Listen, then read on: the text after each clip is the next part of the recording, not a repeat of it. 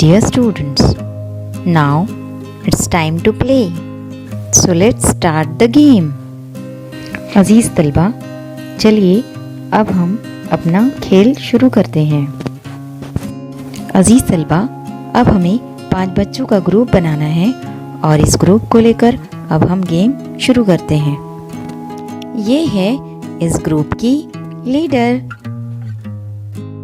मैंने birds, animals, vehicles, toys में से एक किरदार चुन लिया है। अब आप मुझे सवालात पूछकर बताइए कि वो कौन है। Can we fly? Is she green? No. Have I got long legs? No. Does she say quack quack? Yes. I am a duck.